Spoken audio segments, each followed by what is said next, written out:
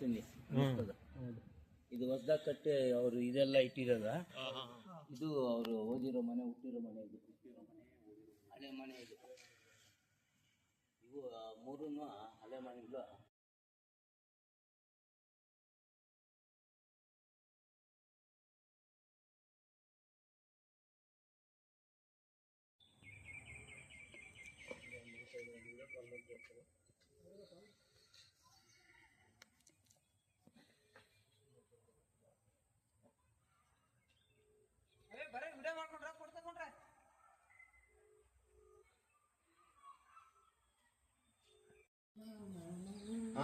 ಗೊತ್ತಾಯ್ತಾ? 1860ನೇ ಇಸ್ವಿ ಹುಟ್ಟಿದವರು ಇವರು. ಇಂಜಿನಿಯರ್ ಆಗಿ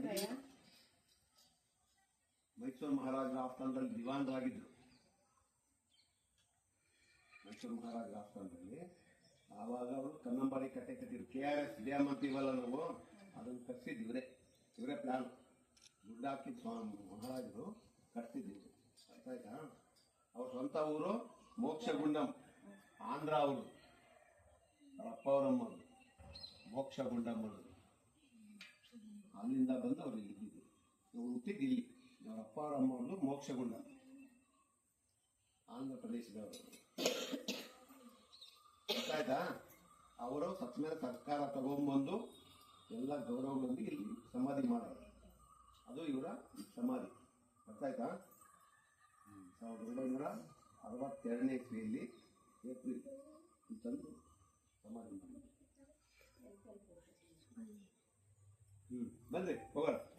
1962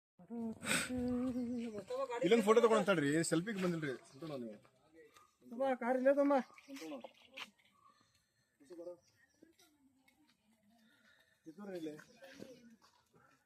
ನಿಂತು ಬರ್ರಿ.